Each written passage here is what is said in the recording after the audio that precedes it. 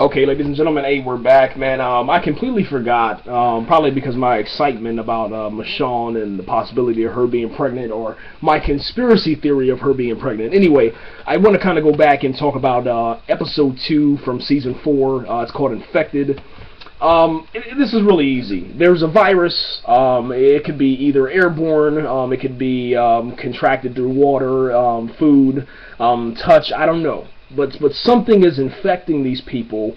It's definitely a virus like the flu, but it spreads faster and it's more violent, and it kills you and turns you into a walker. Okay, and what ended up happening is that this Phineas and Ferb guy who plays the character Patrick, he ended up getting sick on 30 days without an incident, or excuse me, an accident, 30 days without an accident, and then he goes to the shower, he starts washing, and then he passes out, well, ends up dying, and then he wakes up as a zombie or a walker inside of episode 2 called Infected, obviously, which we're talking about right now.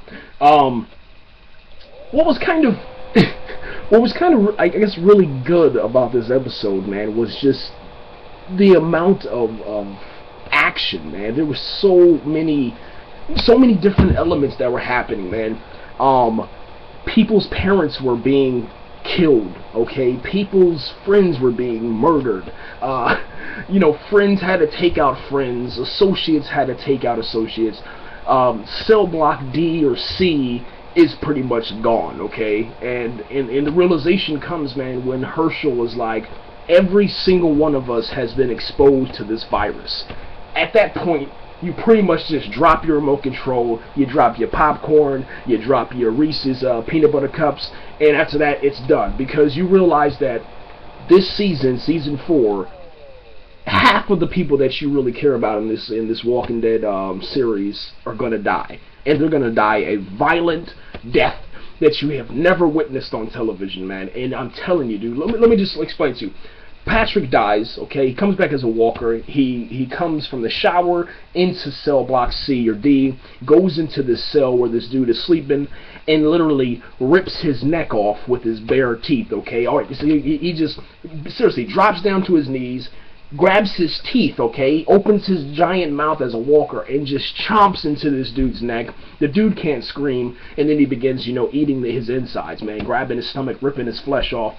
It was violent, man. It was, I ain't gonna lie, it was the dopest thing I've seen on television, period, okay? This season, The Walking Dead Season 4, I think is, they're pushing so many different envelopes, man. They are pushing this to the extreme of how much they can show us and how much we can take, man. I'm telling you, there's some times where I just had to turn away. I ain't trying to say I'm not a G. I'm still a G, of course, but there was times where I had to just say, yo, listen, I can't watch this right now. It's too much, man.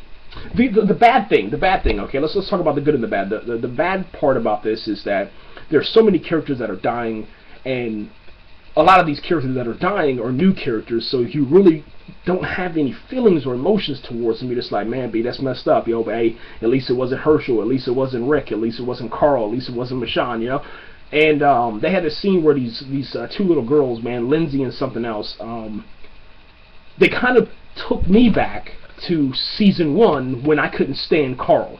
Actually, season 1, 2, and then half of 3 where I couldn't stand Carl because maybe he was a young actor or whatever, but he was just really annoying, and I was like, yo, please, bring the good death to this dude right now, okay? Take the character out, let him die in a barn or something like that, let him get ripped apart by zombies, please. But, Carl has definitely improved his craft, man. He's a really great actor now. Not saying he's the best, but for a kid actor, he's definitely stepped his game up. And the little girls, they're a little, I say about 2 steps above Carl in season 1, but they're still annoying, man. But the best part about it was that they were able to kind of show you a side of Carol, man. Carol has an opportunity now to raise these kids, these 2 girls, as her own, knowing that she lost pretty much everything. She lost her family, her husband, she lost her daughter, and this is like, it's a really touching, awesome moment, man, that I think that they can definitely capitalize on if they do it right. Tonight is the 3rd episode, and I think it's going to be amazing. Lots of death, Infected, man, definitely, man. I definitely enjoyed the episode and hope you guys get the chance to check it out, man. We're out of time. We'll come back and talk about this again because I didn't cover half the stuff that was on there. Anyway, we're out of here, guys. Take care.